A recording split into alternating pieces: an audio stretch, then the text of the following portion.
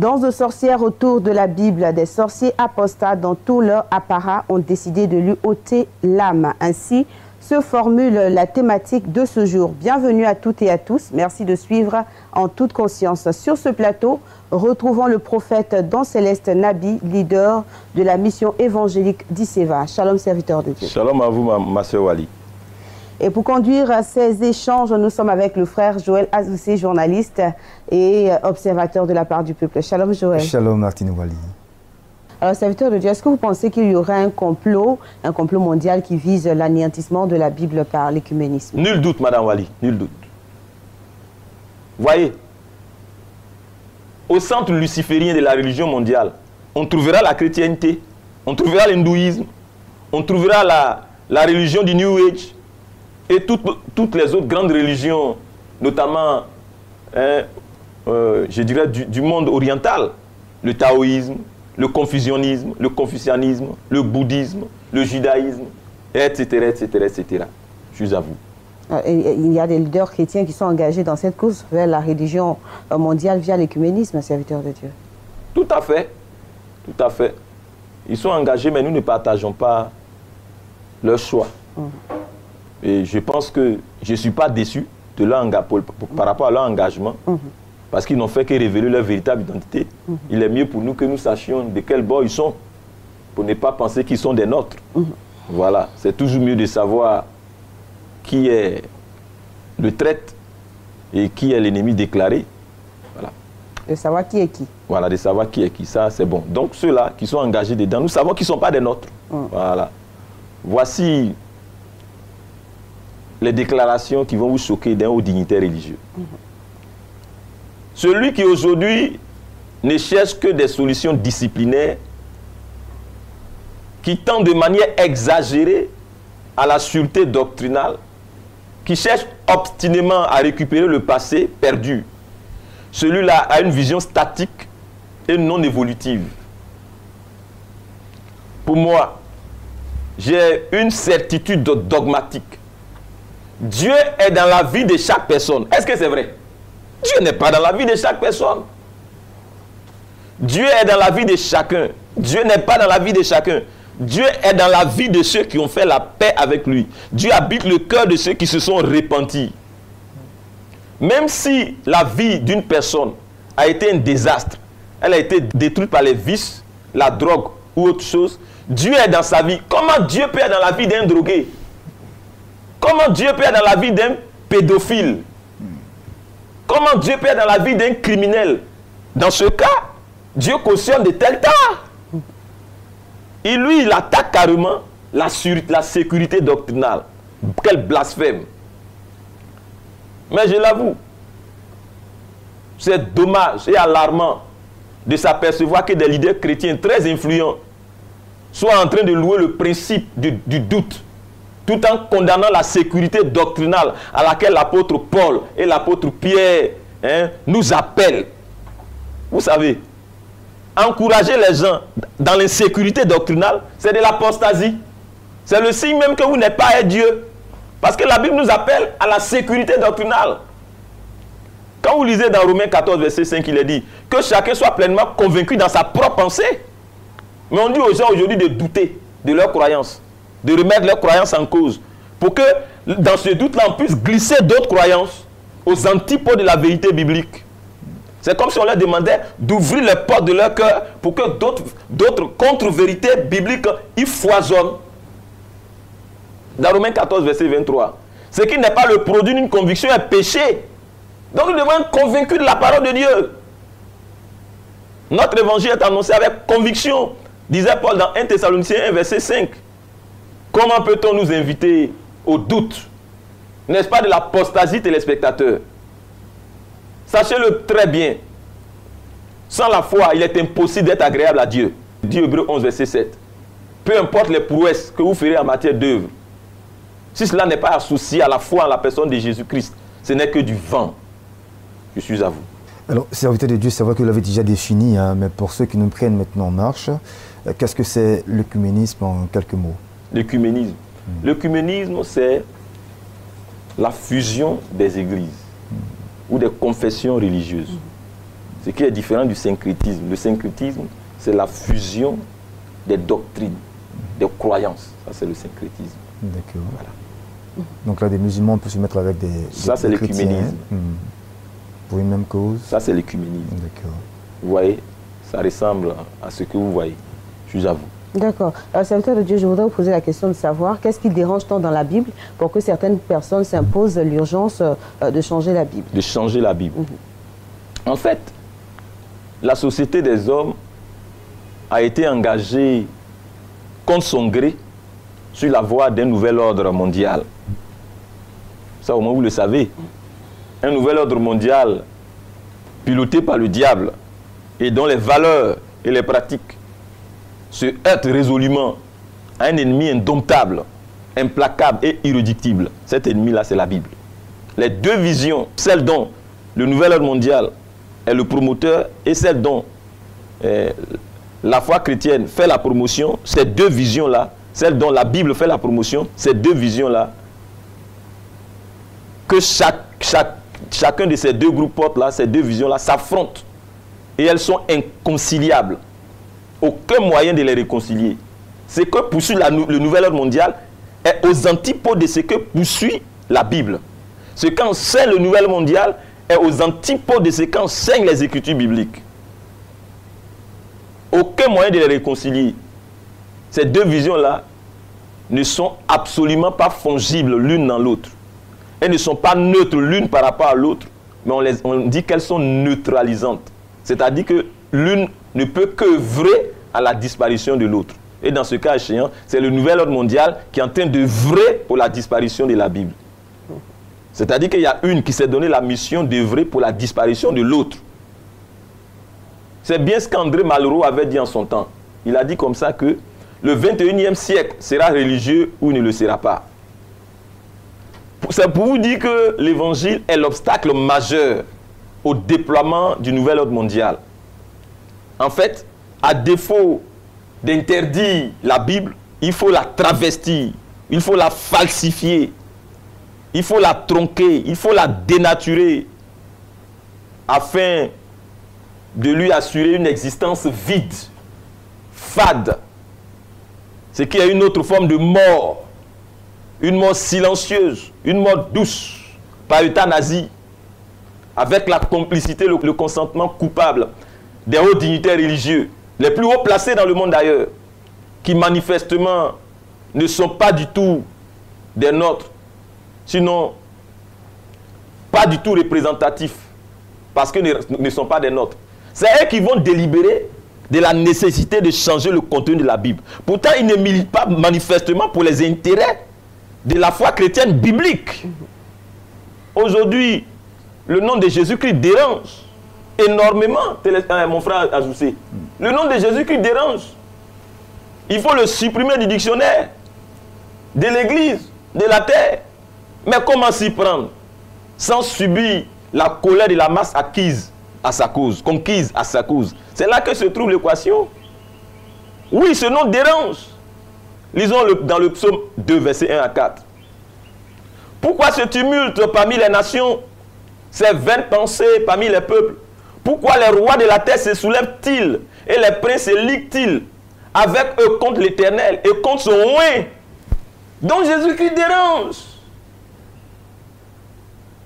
Allons dans un autre texte, dans Acte 4, versets 8 à 10. Alors Pierre, rempli du Saint-Esprit, leur dit: chef du peuple et ancien d'Israël, puisque nous sommes interrogés aujourd'hui sur un bienfait accordé à un homme malade, afin que nous disions comment il a été guéri, sachez-le tous, et que tout le peuple d'Israël le sache. C'est par le nom de Jésus-Christ de Nazareth que vous avez crucifié et que Dieu a ressuscité des morts. C'est par lui que cet homme se présente en pleine santé devant vous. Jésus est la pierre rejetée par vous qui bâtissez et qui est devenue la principale de l'angle. Il n'y a de salut en aucun autre, car il n'y a sous le ciel aucun autre nom qui a été donné parmi les hommes par lequel nous devions être sauvés. Lorsqu'il vit l'assurance de Pierre et de Jean, il fut étonné, sachant que c'était des hommes du peuple sans instruction, et il est reconnu pour avoir été avec Jésus.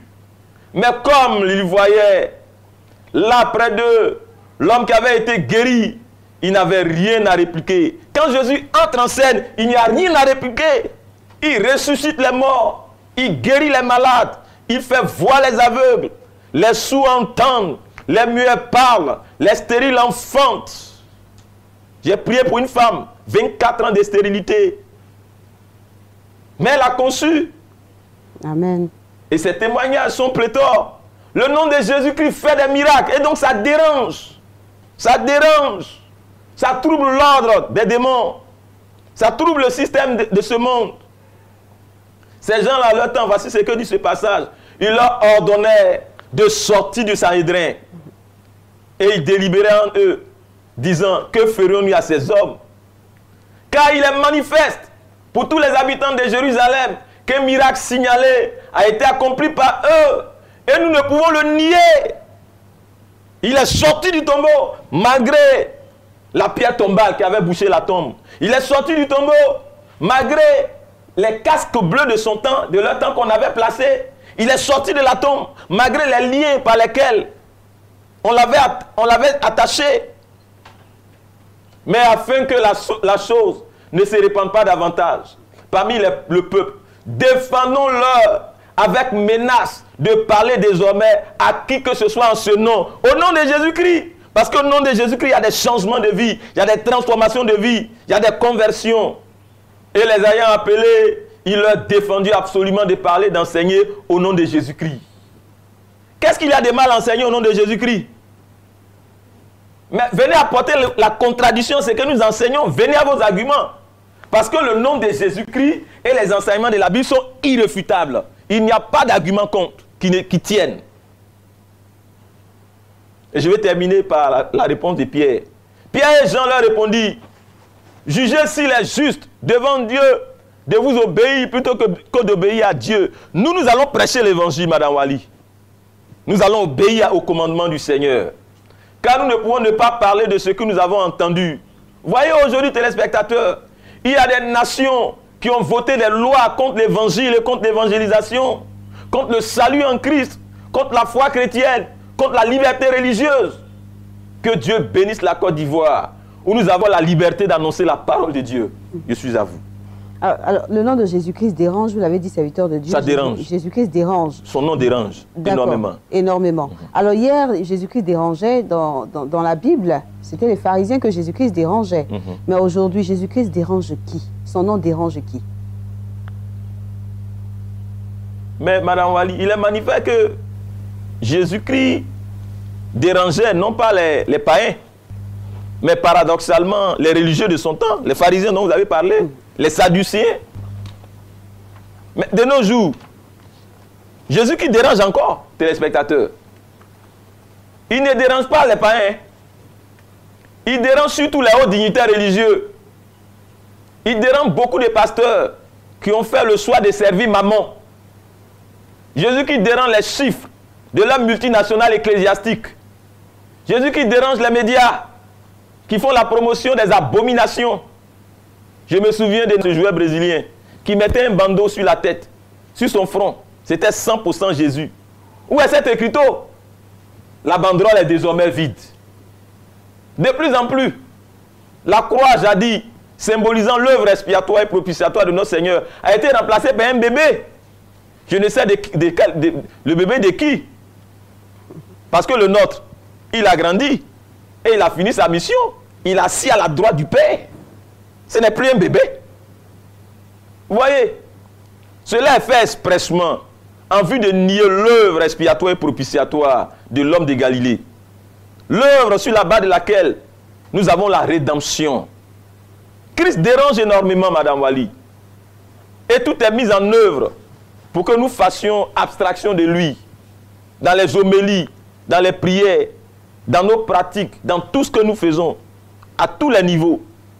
Surtout ne croyez point à toutes ces nouvelles révélations supposées bibliques, écrites ou orales, venant des anges. Tel ange m'a parlé, tel ange m'a parlé. C'est des démons. Ces révélations qui écartent Christ pour le substituer par d'autres personnes qui auraient l'esprit de Christ. C'est du mensonge. Il n'y a qu'un seul Dieu. Et un seul médiateur, Dieu et les hommes, c'est qui? Jésus-Christ. 1 Timothée 2, verset 5. Toute révélation supposée nouvelle concernant les Saintes Écritures doit être reliée à ce qui a été déjà enseigné, communiqué par les prophètes et les apôtres et par notre Seigneur lui-même. Jésus-Christ doit demeurer la pierre angulaire des nouvelles révélations bibliques, des nouvelles interprétations de la Bible. Il doit demeurer la pierre angulaire.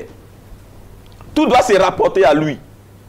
Ne croyez pas et n'acceptez point ces nouveaux fondements que les gens veulent poser. C'est en vue d'anéantir le christianisme biblique et la foi chrétienne qui sauve, pour ainsi livrer vos âmes au tourment éternel. Avant de finir, les voilà donc en train de tourner en rond, tels des sorciers autour de la Bible, ne sachant comment lui ôter l'âme. Vous voyez, nous nous interrogeons de la façon peut-être la plus illégitime sur le sort de la Bible dans notre présent monde et dans nos assemblées. Combien d'années lui reste-t-il au juste à vivre?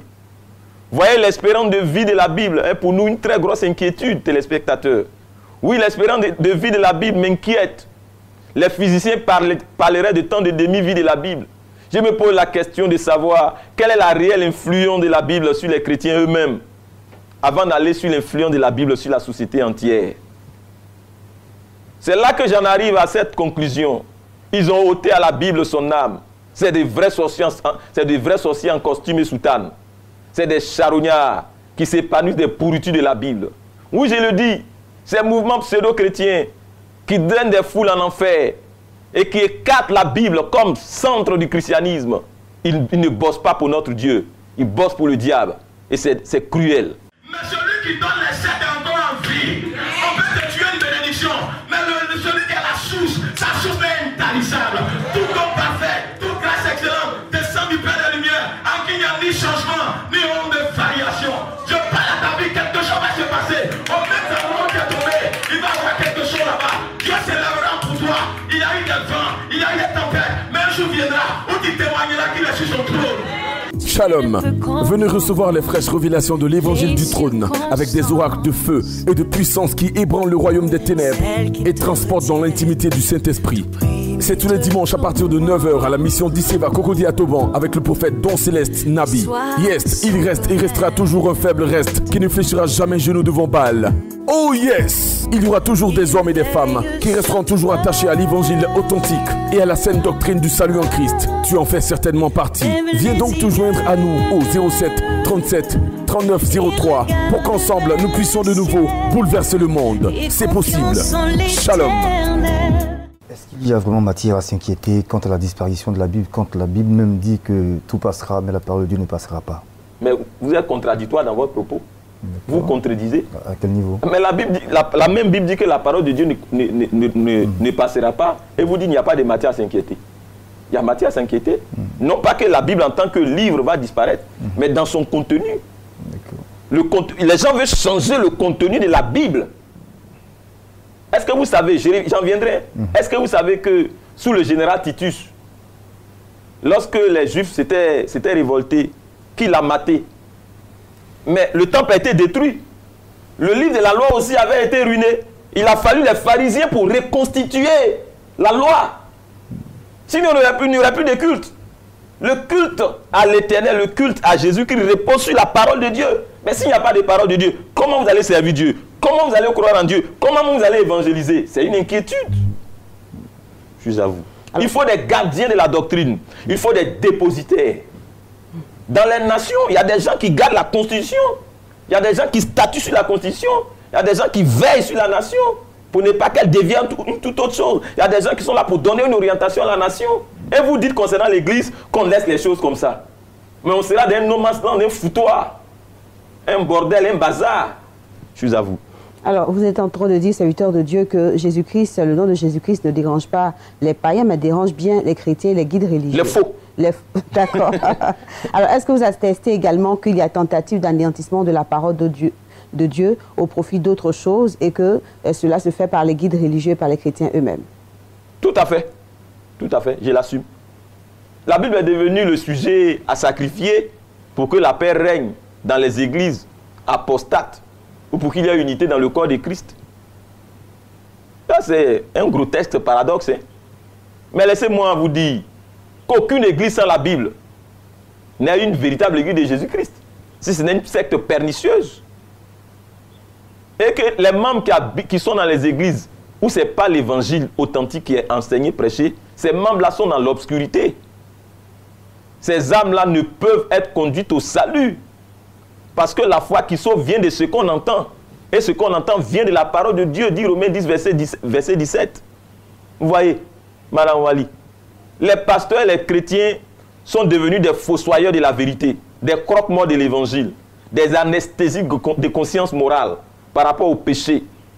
Beaucoup d'églises religieuses sont en train d'œuvrer pour retenir la vérité de l'évangile injustement captive comme au temps de Paul.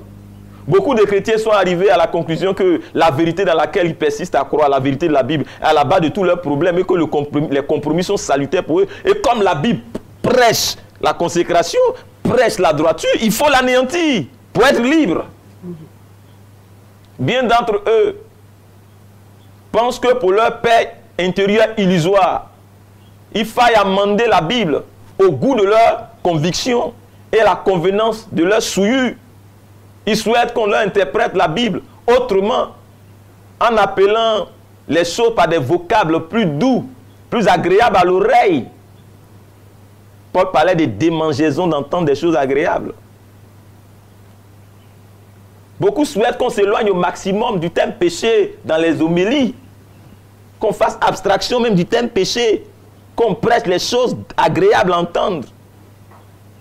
C'est juste à cette condition-là que ces personnes-là seront prêtes à faire des dons et des largesses infectes aux envoûtés pasteurs, cupides pasteurs, qui sont prêts à se compromettre plutôt qu'à demeurer dans la vérité de l'évangile. Vous voyez, il y a bien des chrétiens aujourd'hui qui essaient de tenir les pasteurs par leur poche obscure. Ils ont fait des hommes de Dieu, non plus des gens acquis à la cause de l'évangile, mais des gens qui sont à leur solde. C'est leur lèche-botte. Ils les manipulent. Ils ont bousillé leur ministère il y a longtemps. Ils ont fait de certains pasteurs des pantins au service de la sorcellerie et de la débauche. Vous savez, la Bible semble ne plus du tout pouvoir répondre aux attentes des chrétiens, qui sont de plus en plus envoûtés par les choses de cette terre, au grand mépris de leur éternité. Beaucoup de chrétiens ont déjà troqué le ciel pour la terre et leur salut pour les choses matérielles.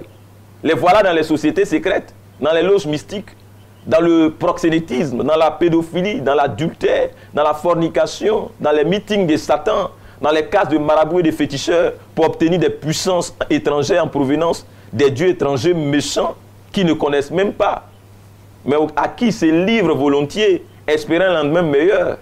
Et puis, le retour de Jésus-Christ est tourné en dérision par bien des chrétiens eux-mêmes.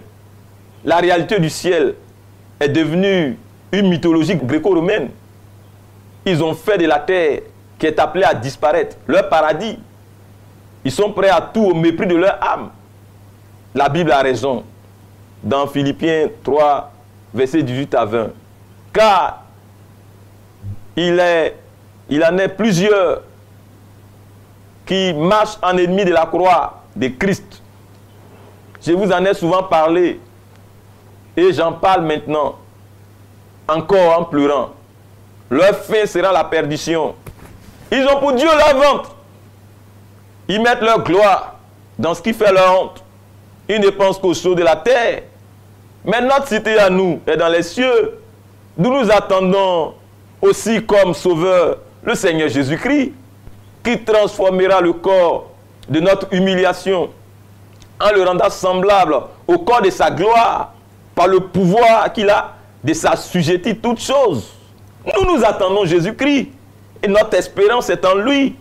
Pour l'heure, par la foi, nous confrontons vaillamment les réalités de notre ère. Je suis à vous. Alors, avant d'aller plus loin, serviteur de Dieu, je voudrais poser cette question. Quelqu'un pourrait dire que c'est parce que vous avez un travail séculier que vous pouvez vous permettre de vous exprimer ainsi. Un travail séculier? Oui, en dehors de l'église, vous avez un travail, vous avez quelque chose sur quoi compter. C'est pour cela que vous parlez ainsi. Mais est-ce que le ministère, ce n'est pas un travail? Le ministère est dur, serviteur de Dieu. Qu'est-ce qu'il y a de facile sur la terre? Dites-moi la chose qu'il a d'effacer sur la terre. Vous trouvez qu'il est plus intéressant d'être Satan que d'être Dieu? Moi, c'est un choix que j'ai fait, d'être Jésus-Christ. Ne déplacez pas le problème.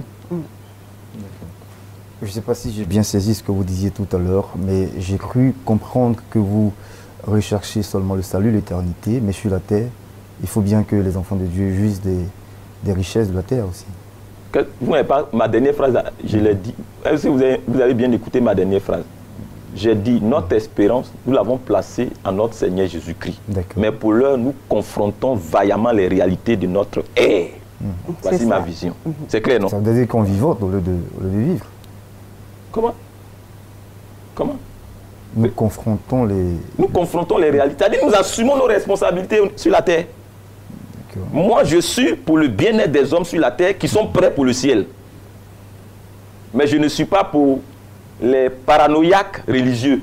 Le paranoïaque religieux, là, c'est celui qui est là, qui voit le diable partout et qui, pour finir, ne fait plus rien sur la terre. Lui, là, c'est un paranoïaque.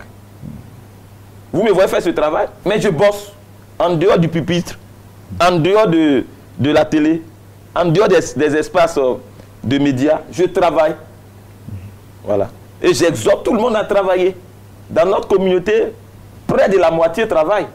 Parce que pendant pratiquement 3 ans, nous avons mis l'accent sur la nécessité de travailler et de travailler sérieusement. Parce que le travail est une autre forme de culte à Dieu. Combien paresseux va-t-il faire des offrandes à Dieu? Combien paresseux va-t-il faire des dons à Dieu? Combien paresseux peut-il contribuer à l'avancement de l'œuvre de Dieu? Voilà. Que celui qui ne travaille pas ne mange pas. C'est ce que Paul a dit. D'accord, nous poursuivons. Alors, serviteur de Dieu, avec ce travail que vous faites justement sur ce plateau et précisément avec le thème que vous abordez ce soir, qu'est-ce que vous visez exactement? Est-ce que ce ne serait pas une révolution? Une révolution? Mais qui suis-je pour orchestrer une révolution? Une révolution. Vous savez, les grandes révolutions ont souvent été des résultats ou des effets collatéraux et non pas des projets à proprement dit. C'est-à-dire que ça surprit les gens. Le plus souvent, les artisans de ces grandes révolutions eux-mêmes ne savaient même pas que leurs actions aboutiraient à de tels impacts. Nous voulons et nous visons des réformes. Nous n'avions voulu que des réformes. Nous n'avions été animés que par l'esprit des réformes. Maintenant, si ça tourne à la révolution, mais celui qui nous a donné mandat va en endosser la pleine responsabilité. Mais nous sommes en train, paradoxalement, Madame Wali, sinon, bon, bien évidemment, je dirais, en train de réaliser de façon manifeste que nos réformes, tant attendues, sont en train de muer en révolution. Quand nous voyons les réactions des uns des autres et les secousses dans le corps de Christ un peu partout dans le monde entier, avec tous les 5 grands continents qui sont touchés, les 20 premières puissances mondiales également qui nous suivent, c'est phénoménal. Alors, nous disons simplement que l'Église d'aujourd'hui et les chrétiens ont besoin d'être éclairés face à tous ces anciens nouveaux défis auxquels ils font face. L'heure n'est point au silence, ni à la lâcheté. Des gens ont payé, je le dis, un peu plus fort que nous. C'est pourquoi nous sommes venus pour évoquer tous ces dogmes qui ont jusqu'ici sapé et travesti la foi chrétienne authentique. Nous sommes venus pour censurer ces dogmes d'apostasie contre lesquels la plupart des gens n'osent pas se prononcer ou se prononcent très secrètement, soit par peur, soit par impuissance, soit par psychose. Nous disons que nous tenons pour dogme et nous condamnons tous ces enseignements et ces positions qui ne sont pas très claires vis-à-vis de tout ce qui se passe dans le corps de Christ. Ces choses-là qui n'ont aucun support biblique, nous l'avons déjà dit. C'est en toute responsabilité, Madame Wali, que nous faisons ce travail et nous l'assumons. Et nous allons bouleverser l'ordre. Nous allons bouleverser l'ordre. Nous n'allons pas entretenir ce statu quo-là. Ce statu quo de foutoir, ce statu quo de bazar, de bordel. Nous allons changer cela par la grâce de notre Seigneur Jésus-Christ. Et nous allons lui rendre gloire pour cela, je vous avoue. Alors, vous êtes sans ignorer le sort tragique parfois réservé aux révolutionnaires. Est-ce que vous êtes prêt aujourd'hui à faire face à cela? Mon frère, vous savez, il ne s'agit pas pour nous de susciter des polémiques stériles, sans véritablement le fond des choses. Nous ne sommes pas venus bousculer des institutions ou des hommes, mais nous sommes venus établir l'ordre. Il y a des missions qui, lorsqu'elles te sont confiées par Dieu, ne te laissent aucun choix. Okay. Voilà, donc nous n'avons pas le choix. Paul a dit quoi? Malheur à moi si je ne prêche pas l'évangile.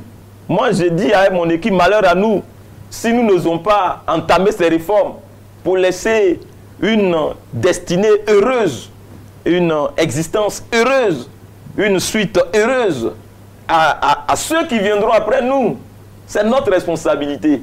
Que se serait-il passé si Moïse avait refusé sa mission? Là est la question. Avons-nous le choix? Même si nous avons le choix, nous n'aurions pas désisté. C'est avec joie, c'est avec, je dirais, avec extase que nous faisons ce travail. Nous sommes en joie de le faire. Et si, en faisant ce travail, nous devons subir les secousses des méchants, et ils vont devoir en payer le prix. Parce que nous sommes des guerriers, des warriors. Je suis à vous. Attention, les hommes de l'autre monde, infiltrés au milieu de nous, sont en train d'œuvrer pour la disparition de la Bible, en la vidant de son vrai contenu. Ils sont pour un nouvel ordre mondial sans Dieu, sans foi ni loi, sans morale ni conscience. Ils ne sont pas des nôtres. Ils sont animés d'une vision démoniaque qui pilote depuis des générations. À nous de leur opposer de la résistance. À nous la responsabilité de défendre et de confirmer l'évangile de notre Seigneur pour le salut des générations après nous, comme l'ont dignement fait ceux qui nous ont précédés. Telle est la mission de l'Église, tel est son mandat et tel est le nôtre. Unissons nos forces pour qu'avec notre Seigneur Jésus-Christ, le royaume de Dieu soit propulsé vers l'avant et que la volonté de notre Seigneur soit établie sur la terre comme elle est au ciel. À Jésus-Christ soit la gloire et la puissance dans son Église jusqu'à son très prochain avènement. À lui soit la gloire au siècle des siècles. Shalom. On a terminé, serviteur de Dieu. On va donner donc un mot de fin. Je voudrais simplement remercier tous nos téléspectateurs partout dans le monde entier et leur adresser toutes nos félicitations pour les encouragements, pour les remarques, pour les observations dont nous tenons compte. Et leur dire comment est-ce que nous sommes attachés à eux et nous sommes très préoccupés par le soin de leur âme. Que la paix du Seigneur demeure sur eux et que la grâce de Dieu repose sur notre pays, la Côte d'Ivoire. Shalom à tout le corps de Christ et shalom également à tous les vaillants serviteurs de Dieu, à toutes les vaillantes servantes de Dieu, un peu partout dans le monde, qui sont en train de glorifier Dieu à travers leur ministère, à travers leur vie et à travers leur témoignage. Shalom. Voilà, et c'est sur cette salutation que nous mettons un point final à cet entretien. On a été très heureux d'être en votre compagnie. Merci à toi, Joël Azoussé. C'est moi. Et merci à vous, serviteurs de Dieu. Voilà, donc très important ce thème. J'espère que vous nous avez suivis avec beaucoup d'intérêt. Nous poursuivrons la semaine prochaine par la grâce de Dieu pour vous apporter plus d'éléments de réponse par rapport donc aux questions que vous pouvez vous poser. Rendez-vous donc est pris. À très bientôt. Shalom.